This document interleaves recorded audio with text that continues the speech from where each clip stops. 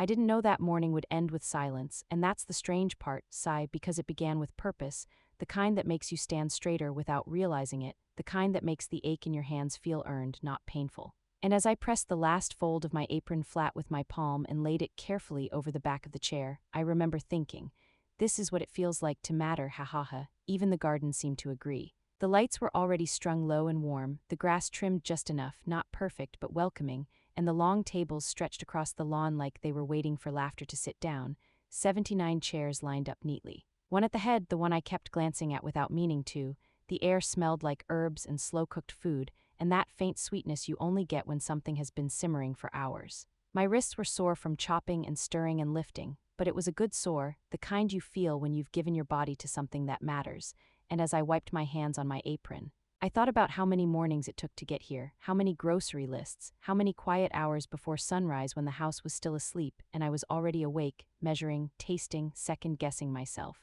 Was the seasoning right? Would the cake layers hold? Did I make enough? Did I make too much? Those are the questions people don't see. They just see a table full of food and think it appeared. But nothing appears without someone paying for it first, and I paid gladly, I really did, because this wasn't just any day, this was my granddaughter's graduation, a word that still felt warm in my chest every time I thought it. Graduation, like a doorway opening, like proof that all the small sacrifices add up to something solid, and I wanted everything to feel right, not fancy, just right, strong, welcoming, like her future should be. And I remember stepping back for a moment, hands on my hips, breathing it all in, the way the tablecloths caught the light, the way the garden held everything gently, and I laughed softly to myself, ha ha ha, thinking how ridiculous it was that I still got nervous hosting anything after all these years, like I was being graded too, like someone might walk through and decide whether I belonged here or not, and that thought should have felt silly. But it didn't, it lingered longer than it should have, because somewhere deep down I've learned that love doesn't always protect you from judgment. Sometimes it invites it, and still, I kept going, adjusting a centerpiece here, wiping a spill there, checking the cooler again even though I knew everything was fine, because doing something with care has its own rhythm, and I stayed in that rhythm on purpose. I didn't want to think ahead. Didn't want to rush the moment where people would arrive and the space would finally be filled, voices overlapping, chairs scraping back, someone asking for seconds, someone laughing too loud. That happy chaos you only get when people feel safe enough to relax, and for a while standing there alone, it already felt full to me, full of intention, full of effort, full of love, and I wondered, just briefly, if anyone else could feel it too, or if this kind of work only hums for the person doing it. Sigh, I brushed off the thought and reached for my phone to check the time. Still early, still okay, no reason to worry. When I heard gravel crunch at the edge of the drive, a sound so ordinary it shouldn't have meant anything, but my shoulders tightened anyway, just a little, like my body noticed something my mind hadn't caught up to yet. And I told myself not to be dramatic, ha ha ha, cars arrive, people arrive, that's how gatherings start, and I turned back toward the table, smoothing the cloth once more, because when you've prepared something with this much care, you don't expect the first thing that arrives to be doubt. You expect footsteps, greetings, maybe a hug, maybe a compliment. You expect noise, not that quiet feeling that creeps in right before everything changes. And as the engine cut off and the sound settled into the evening air, I stood there for a second longer than necessary, hands resting on the table, breathing slow, unaware that in just a few moments, someone would say a sentence that would make every chair, every dish, every hour I'd given suddenly feel like it was never meant for me at all. I turned when I heard footsteps, expecting warmth, maybe a smile, maybe that proud, distracted energy people carry when they're late but happy, and for half a second my heart even lifted, there they are. But the air shifted the moment I saw his face, my son's face, careful and tight, like someone rehearsing a sentence they don't want to say out loud, and behind him his wife followed, heels clicking softly against the stone. Eyes already moving, scanning the tables, the chairs, the food, not like a guest, more like an inspector, and I remember noticing the strangest things in that moment, like how her lipstick was too bright for the evening light, like how his shirt was pressed but his smile wasn't quite finished, and he stopped a few steps away from me, close enough that I could smell his cologne, the one I'd bought him years ago, sigh, and that detail landed harder than it should have. Hey, he said, not warmly, not coldly, just flat, and he looked around again, the way someone looks when they've already decided something and are just gathering courage, and I waited, hands still, body quiet. Because when you've been a parent long enough, you learn not to interrupt the moment before the truth arrives, and then he said it, not fast, not cruelly, just like it was logistics, like he was explaining a change in dinner plans. We moved the party, and my mind snagged on the word moved, as if that were the problem. Moved where, why, when, but before I could ask, he added, we don't need you anymore, and there it was, the sentence that erased hours, days, weeks. The sentence that turned effort into excess, and I swear my ears rang for a second, ha, not because it was funny, but because shock sometimes pretends to be laughter before it turns into something heavier. And his wife shifted her purse on her shoulder and nodded slightly, like this had already been agreed upon, like my reaction was just another thing to manage, and she said something about the other place being more suitable, about guests. About atmosphere, about how this was all very rustic, and I didn't miss the way her eyes flicked down to my dress. Thin fabric, practical, comfortable, the kind of dress you wear when you plan to work, not pose. And my son cleared his throat and muttered, "I told them you'd probably still be in your gardening clothes." And that's when my hands clenched, not visibly, not dramatically, just enough that my nails pressed into my palms. Because I understood then fully, this wasn't about space or convenience, this was about embarrassment, about how I looked, how I sounded, how I existed, and the strangest thing happened inside me. Something quiet and sharp at the same time. I didn't feel angry right away. I felt small, like I'd been standing on a solid floor that suddenly wasn't there, and I searched his face for something, anything, a flicker of doubt, regret. Discomfort, but all I saw was relief that he'd finally said it, and he took a step back as if the conversation were already over, as if the food behind me were invisible, as if the chairs were just props that no longer mattered. And I wanted to ask 1,000 questions, wanted to say, do you know how early I woke up? Do you know how many times I worried this wasn't enough? Do you know what it costs to care this much? But none of that came out. Instead there was a pause, heavy and awkward, and in that pause I realized something that hurt more than the words themselves. They weren't waiting for my answer, they didn't need my agreement. This decision had already happened somewhere else. Without me, and my role now was simply to absorb it quietly, and maybe that's why I smiled, not a big smile, not a fake one, just a small, controlled lift at the corners of my mouth. The kind you make when you refuse to give someone the satisfaction of seeing you break. And my son blinked, surprised, like he'd expected resistance, maybe even a scene, and his wife relaxed just a bit, misunderstanding my calm for acceptance, and she said, "You'll understand," in that soft voice people use when they want to sound kind without doing anything kind at all, and something settled inside my chest then, not rage, not sorrow. But clarity, clear as a bell, ha. I understood perfectly. I understood that this wasn't about needing or not needing. This was about control, about choosing who fits and who doesn't, and I stood there as they turned back toward the car. The gravel crunching again, louder this time, like punctuation at the end of a sentence I never got to finish, and I watched the taillights glow briefly, red against the evening, before they disappeared down the drive. And only then did I notice how quiet it had become. No music, no chatter, just the soft hiss of the smoker and the rustle of a table runner in the breeze. And I stayed exactly where I was for a moment, breathing slowly. Because if I moved too fast, I might do something I couldn't take back, and when I finally looked around, really looked, the garden felt different, not wrong, just paused, like it was holding its breath with me. And that's when I realized I hadn't cried, not yet, I hadn't argued, I hadn't begged, I hadn't defended myself, and as strange as it sounds, that scared me more than the rejection itself. Because silence can mean surrender, or it can mean something else entirely. And as I reached for my phone, my thumb hovering over the screen, one thought pressed itself forward, steady and undeniable. If they didn't need me, then I was finally free to decide who did.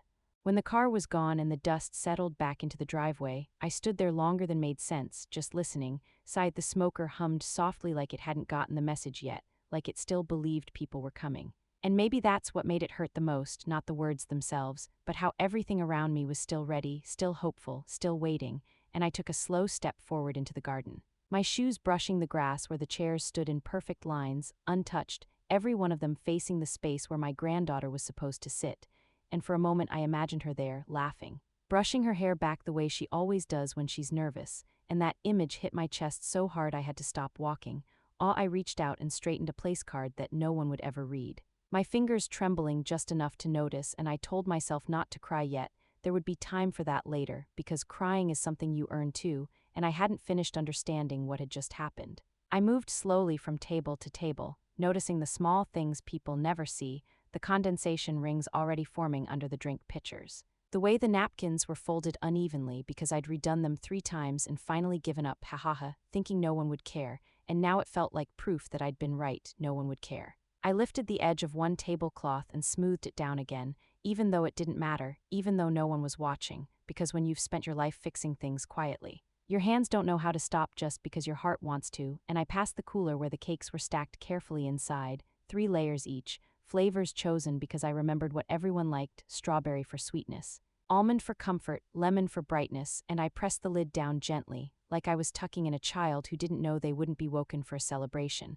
and that's when the weight of it really settled, not heavy like anger, but heavy like grief, the slow kind that seeps in around the edges, and I leaned against the prep table, breathing through it, the smell of herbs and smoke suddenly too much, and I wondered just briefly if this is how things disappear. Not with a fight, but with a decision made elsewhere and the quiet that follows. Sigh. I thought about the notebook sitting on the stool by the fence, the red one I'd kept since early spring, every list written neatly. Every receipt tucked behind a page, not because anyone asked me to, but because if I didn't track it, it would vanish, the cost, the time, the mornings, the way my back stiffened when I stood too long, the way my hands cramped at night. And I flipped it open, running my finger down the familiar lines, eggs, vegetables, spices, hours, so many hours, and I laughed softly to myself, ha ha ha, not amused, just tired. Because no one would ever look at that notebook and understand what it really held, and I closed it again, carefully, setting it back where it belonged.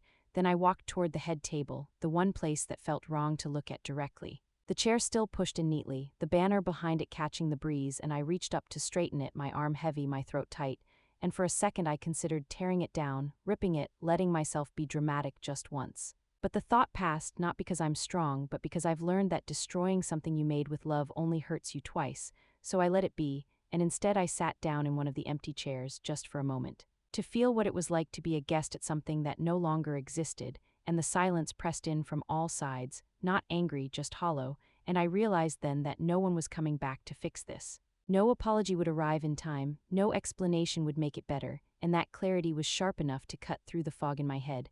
I stood up slowly, brushed grass from my dress, and walked back toward the house. Each step steadier than the last, because once you accept that something is truly over, you can finally choose what happens next, and inside, on the windowsill, my phone waited, dark and still, and I picked it up. Scrolling past names that felt suddenly fragile, my son's, his wife's, people who had already made their choice, and my thumb paused over a number I hadn't touched in years, one that belonged to a place that didn't ask questions first. A place that understood need without explanation, and I took a breath, deep and slow, feeling my heart settle into something firm, something decided, and as I pressed call, I looked back once more at the garden through the window. The chairs still standing, the food still warm, the effort still alive, and I thought, quietly but clearly, if this space is going to be filled tonight, it won't be by the people who walked away. It will be by the people who know what it means to be hungry, and as the line began to ring, I felt the first real shift inside me, not hope exactly, but resolve, the kind that doesn't shout, the kind that waits, patient and unshakable, for the right moment to move. The phone rang once, then again, and in that small pause between sounds, I felt my breath hitch, not from fear but from something steadier, sigh, like stepping onto a path you didn't plan but somehow recognize. And when the voice answered on the other end, warm and careful, I didn't explain myself the way people usually do. I didn't apologize for calling late. I didn't soften it with stories. I just said the truth, plain and useful. I have food for 80 people, and there was a brief silence, the kind where someone is measuring need against reality, and then I added, it's hot. It's ready, and that seemed to be enough because the voice shifted, turned practical, asking where I was, what kind of access there was, how soon they could arrive. And as I answered, I felt something in my shoulders drop, ha ha ha. Like my body had been waiting for instructions it could respect, and when I hung up, I stood there for a second, phone still warm in my hand, listening to the quiet house behind me, and then I moved, fast but calm, opening the side gate, pulling the tables into longer lines, stacking plates where hands could reach them easily, because usefulness has a rhythm too, and once you step into it, there's no room left for self-pity. The first headlights appeared just as the sun dipped low, their glow spilling across the driveway, soft and cautious, like they didn't want to intrude, and I waved them in, lifting the latch, the metal cool under my fingers. And when the van door slid open, faces looked out, uncertain, tired, curious, not entitled, and that alone told me I'd made the right call. I gestured them through the garden, pointing gently, plates here, cups there. My voice steady, almost familiar, like I'd done this 100 times before, and maybe I had, just not like this, not with strangers who didn't know they were about to walk into something that had been taken away and repurposed. More vans followed quietly one after another, and soon the space began to change, not instantly, not magically, but gradually, chairs filling, bodies warming them, voices layering softly over the hum of the evening. And no one asked why there were decorations, no one questioned the banner, they just accepted the space as it was offered, and I found myself moving among them, handing out plates, lifting lids, scooping generous portions. The food still steaming, the smells finally finding mouths instead of waiting, and a small child tugged at my dress, pointing with sticky fingers and saying with absolute authority, more rice, and I laughed, a real laugh this time, ha ha ha. Because hunger has a way of cutting through embarrassment, and I gave him another spoonful without hesitation, watching him run off like he'd won something, and volunteers appeared alongside me, people who knew how to work without being asked. Sliding trays forward, checking temperatures, wiping spills before they became problems, and I worked beside them, shoulder to shoulder, adjusting flames, tearing foil, sharing quick glances that said we've got this.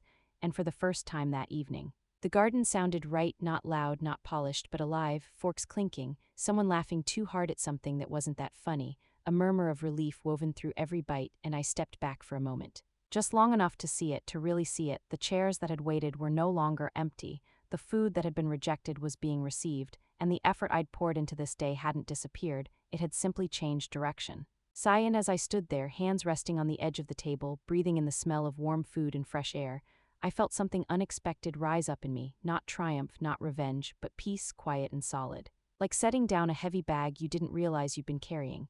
And that's when I noticed headlights again at the edge of the drive, brighter this time, familiar, cutting across the lawn in a way that made the music falter and a few heads turn. And I didn't move toward them, didn't rush to explain or defend, I just stayed where I was, watching the light stretch across the grass, knowing that whatever was coming next, I was no longer standing in the same place I'd been when the evening began. Once the plate started moving, everything else followed, like the garden itself had been waiting for permission to breathe, and the sound changed first, sighed that deep quiet peeled away, and underneath it was life. Chairs scraping closer together, someone calling out to ask if there was more chicken, someone else laughing because they'd spilled juice on their sleeve and didn't even care, and I found myself smiling without thinking about it. Not the careful smile from before, but the kind that sneaks up on you when your hands are busy and your heart finally relaxes, ha ha ha. I moved along the table, refilling trays, nudging bowls forward, wiping the edges clean because habit is hard to break, and everywhere I looked there were small moments happening all at once. A woman closing her eyes as she took her first bite, a man bowing his head for just a second before eating, kids swinging their legs under chairs that were too big for them, and no one was rushing, no one was judging the decorations or the space. They ate like they'd been invited, like they belonged. Awe and that did something to me I hadn't expected. It softened the tight place in my chest that had been bracing all evening, and I caught myself leaning against the table, watching instead of working for a moment. The lantern light flickering across faces that were no longer guarded, and someone turned the music dial just enough that it filled the gaps between voices without drowning them out, and the garden glowed, not fancy, not staged, just warm, and a volunteer leaned over and said quietly, "You cooked all this yourself." And when I nodded, she shook her head with a smile that held real respect, not pity, and said, "It shows," and I had to look away for a second. Because praise lands differently when you're not begging for it. Sigh, a toddler came barreling past me, laughing so hard he nearly tripped, and his mother reached out to steady him, apologizing out of reflex, and I waved it off. "He's fine," I said, and I meant it because messes were part of this now, joyful ones, and I realized how different this felt from the party I'd imagined earlier, not quieter, not smaller, just more honest. And somewhere between refilling cups and breaking bread rolls in half for someone who wanted to share, I felt the last of the sting loosen its grip, not disappear, but settle like an old ache you learn how to live with. And as I stood there, letting the scene wash over me, I want to say something to you, softly, like I would if you were standing here beside me right now, if stories about real people, quiet strength, and kindness that doesn't shout mean something to you. Then maybe you belong here too, and if you want to hear more stories like this, you can stay a while, subscribe, no pressure, just an invitation, because sometimes the smallest choices change how a story ends.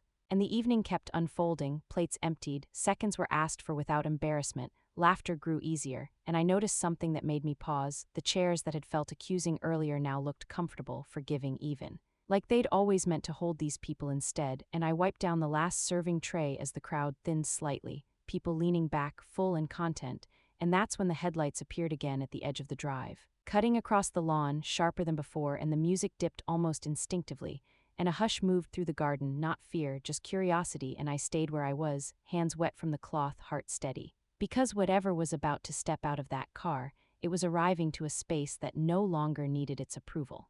I didn't step forward when the car stopped, I didn't wave, didn't call out, I just watched as the door opened and my son got out, slower this time, like the ground beneath him wasn't as certain as it had been earlier. And the garden behind me kept breathing, people finishing their food, someone stacking cups, a soft laugh drifting past like a reminder that life doesn't pause just because someone regrets a decision, and he stood there for a moment, adjusting his jacket, eyes moving across the scene, taking in the empty trays, the pushed-back chairs, the soapy tubs of water where volunteers were rinsing dishes, and I could see it on his face, that brief confusion. That flicker of "this isn't what I expected," and he walked closer, stopping just outside the gate, not crossing it, as if some part of him understood there was a line now, and he cleared his throat. "I need the envelope," he said. Not loudly, not kindly either, just tight, practiced, and I kept wiping the table, finishing the motion before I looked up, because I've learned that when someone demands something, time becomes your quiet power, and I met his eyes then, calm, steady, and said nothing for a beat, letting the silence do what it needed to do, and he shifted his weight, adding, "You promised," as if a promise only works one way, as if context doesn't matter, and I finally spoke, my voice low, even. "You have 3 minutes," I said, and he frowned, not used to being given limits, not used to hearing them without anger attached, and I reached into the pocket of my apron and pulled out the envelope I had sealed that morning. Before the first knife touched the cutting board, before the party had been moved, before I knew how the day would end, and I held it between us for a second, not as a weapon, not as bait, just as a fact, and he stepped forward instinctively. Hand out, but stopped short when I didn't move closer, and something in his posture tightened, like he wanted to say more, wanted to argue, but didn't know how without sounding like what he was, and I placed the envelope in his hand. Light, almost weightless, and he glanced down at it, then back up at me, his jaw set. "You didn't have to make this ugly," he said, and I felt the words pass over me without sticking, because once you've been dismissed, you learn the difference between ugliness and truth, and I answered quietly, "I didn't make it ugly," and for the first time his confidence wavered just a crack enough for the truth to slip through. "You made it invisible," and he blinked. Like he hadn't expected that, like he hadn't realized invisibility could hurt more than anger, and he looked past me then, into the garden at the chalkboard still standing, the banner still hanging, the last of the food being packed away. And something in his face shifted, not remorse exactly, but discomfort, and he turned away without another word, walking back toward his car, the envelope held too tightly in his hand, and I didn't watch him leave. I turned back to the table, rinsed the cloth, hung it over the edge to dry, because I had learned something important in that moment. Boundaries don't need volume, they don't need witnesses, they just need to be held. And as the engine started and the headlights pulled away, I felt a strange calm settle in me, the kind that comes when you realize you've already done the hardest part. And whatever he was about to discover inside that envelope would have to meet him where he stood, because I was done carrying it for him. He didn't open the envelope right away, I know that now, but even without seeing it, I could feel the shift the moment he drove off, like something heavy had finally left my hands, and somewhere far from the garden. Away from the warmth and the clatter of plates, he stood under cold lights and tore it open with fingers that were already tense, expecting something familiar, something easy, maybe even something he could complain about later. And instead he found silence in a different form, no cash, no check, no apology folded neatly inside, just paper clean and firm, a statement printed clearly, calmly, without emotion, the kind of paper that doesn't argue. It simply tells the truth, and as his eyes moved across it, I imagine his brow tightening, his breath catching just slightly, because there it was, plain as day, the account set aside for his daughter's future, not his, not shared. Not negotiable, her name standing alone where control used to live, and my signature beside it, steady and final, and maybe he told himself it was a mistake. Maybe he thought there was another page, another envelope. Something he hadn't noticed yet, ha. People do that when reality doesn't match their expectations, they assume they missed something, but the truth has a way of staying put, and when he realized there was nothing else coming. No argument waiting to be had, no door left open to push through, that's when the real weight arrived, because losing control feels different than losing money. It's quieter, sharper, and it follows you even when no one else can see it. And while he stood there, jaw clenched, lights buzzing overhead, the world kept moving without him, applause rising somewhere behind a wall for a speech he was supposed to give, glasses clinking. Strangers celebrating a moment he'd already abandoned, and his phone buzzed in his pocket, once then again, messages asking where he was, asking about the gift, and he didn't answer. Because there was nothing left he could explain without facing what he'd done, and another notification followed, automatic, emotionless, informing him that something else had changed too, an account he'd never thought about, a bill he'd never paid. Quietly ending its service, and I imagine him staring at the screen, rereading the name at the top,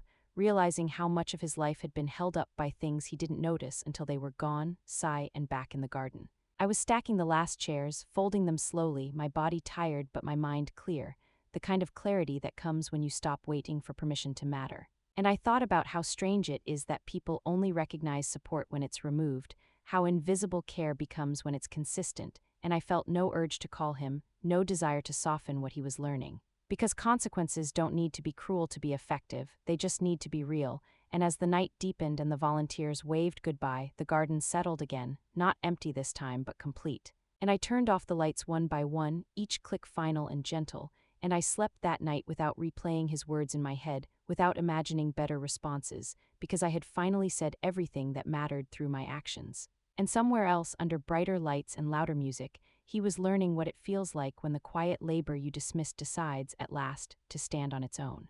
The morning came soft, almost careful, like it didn't want to disturb what the night had finally set right.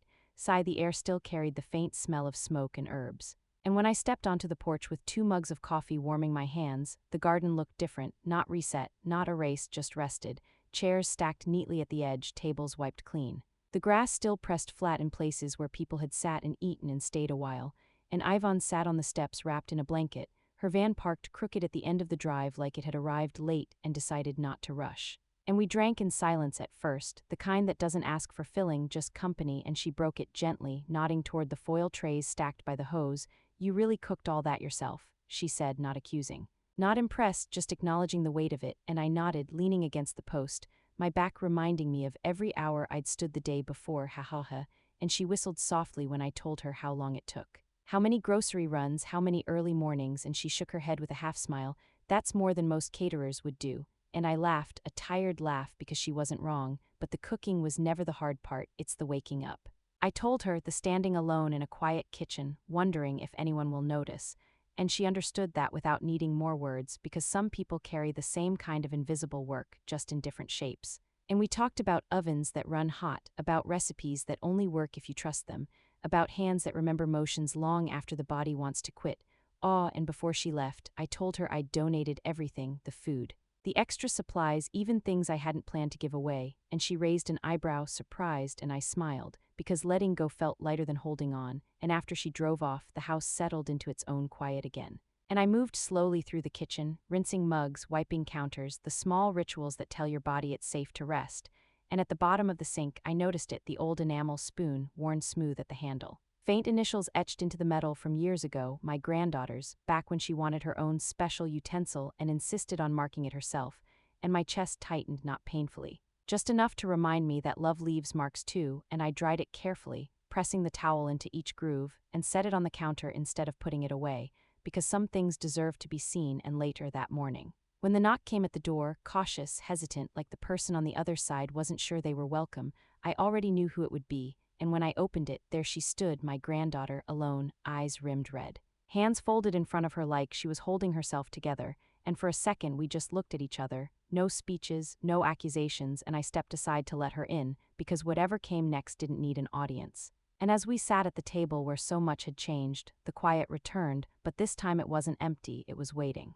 She didn't sit right away, she stood there for a moment, fingers twisting together, eyes moving over the garden like she was trying to read what had happened from the grass itself. And when she finally sat across from me, she kept her gaze low, voice even but thin. "I saw the pictures," she said, and I nodded, not rushing her, because some truths need space to land, and she swallowed before continuing. "A woman from my firm recognized you. She posted them, and then everyone started sharing, and there it was, the crack in her composure, the place where guilt meets realization, and I waited, hands folded around my mug, letting the silence do its work, and she added quietly, I didn't know it happened like that," and I believed her, or at least I believed that she hadn't understood it fully until it was too late. I slid a glass of water toward her, the small kindnesses that don't excuse but steady, and she wrapped both hands around it like it might anchor her. "I'm sorry," she said then, the words careful, sincere, but unsure of where to land. And I felt them arrive without resistance, but they didn't settle yet. Apologies don't always do that on their own, and she looked up at me finally, eyes shining. Was it because I didn't stop them? And that question hung between us, heavy and honest, and I took a breath, slow and deep, because this was the part where the truth could either heal or harden, and I chose my words the way I choose ingredients, with care. They said my clothes were embarrassing. I told her calmly. Without drama, they said I didn't look right for their guests, and her head snapped up, shock cutting through the guilt. "I was never ashamed of you," she said quickly, and I nodded, "I know," and then I added the part that mattered. "But you were silent," and she flinched just slightly, like the words had found their mark, and tears finally spilled, not loud, not messy, just real, weeping the way adults do when they realize they've failed someone they love. And she wiped her cheeks with the back of her hand. "I thought staying quiet would keep the peace," she whispered, and I leaned back in my chair, meeting her eyes. "Peace that costs someone their dignity isn't peace," I said gently, "it's payment." And she nodded, absorbing it, the lesson settling into her shoulders, her breath, her posture, and after a moment she said something that mattered more than the apology. "I don't want to be like them," and there was no tremble in her voice this time. Just resolve, and I reached for the red notebook, the one I'd kept all those lists in, and slid it across the table toward her, blank pages waiting. You don't have to be, I said, but you do have to choose, and she opened it slowly. Reverently, like it held more than paper, and traced the first empty page with her finger. I want to know how to do what you did, she said, feed people and make them feel seen, and something in my chest loosened then. Not because the past was fixed, but because the future was still flexible, and I poured her more water, set the enamel spoon between us on the table, handle turned outward, ready to be used, and we sat there together in the quiet. Not awkward, not broken, just honest, and for the first time since the night before, I felt certain that something good had been carried forward, even if it hadn't followed the path I first imagined. The envelope arrived a few days later, cream-colored, my name written in careful ink, no return address, just a small logo in the corner I recognized right away, and I stood at the counter holding it longer than necessary. Sigh, because some things feel heavier before you open them, and when I finally did, a card slid out first, thick paper, soft edges, and inside were names, so many names, written in different hands, some neat, some shaky. Some squeezed into corners like they were afraid to take up too much space, ha ha ha, and I counted them without meaning to, more than 30, all first names, no explanations, just thank yous, hearts, stars, one that simply said, warm food. Real napkins. Thank you, and behind the card, a photograph slipped free and landed face up on the counter, and I stared at it for a long time, because there I was, mid-laugh, hair slightly undone, apron creased, holding out a plate piled high with rice and beans to a small boy in a green hoodie, his mouth open in pure joy, lantern light glowing behind us, the garden alive in a way I hadn't planned but somehow needed. And I took the photo to my sewing room and pinned it above the old ledger, not as proof, not as a trophy, just as a reminder, and when my phone lit up later with a familiar name, I let it ring until the screen went dark again. No anger, no satisfaction, just certainty, and I deleted the message that followed without opening it, because some conversations come too late, and that evening I carried my tea out to the garden, the air calm. The grass already lifting itself where chairs had pressed it down, new green pushing through, patient and quiet, and I thought about how easy it is to focus on who leaves, who rejects, who decides you're no longer useful. And how much harder it is to notice who stays, who shows up when there's nothing to gain, and who receives what you offer with open hands. And if you're still here listening to me now, maybe you understand that feeling too. Maybe you've been dismissed, overlooked, or made to feel smaller than the love you give. And if stories like this help you breathe a little easier, help you remember your own worth, then you're welcome to stay. Subscribe if you want. This is a place for quiet strength and human moments, and I'll be here sharing them. And weeks later, when the community garden filled again under a kinder sun, my granddaughter stood beside me, notebook in hand, learning how to weigh down tablecloth corners with smooth stones, listening more than speaking, and when I placed the old enamel spoon at the center of the table, handle facing outward, she smiled, not because of the past, but because of what we were building next. And as people lined up, plates filling, laughter rising, I didn't scan the crowd for familiar faces anymore. I didn't brace for absence, I simply served, breathing in the scent of warm food and fresh earth, knowing at last that being needed isn't something others get to take from you, it's something you choose where to give, and that choice once made changes everything.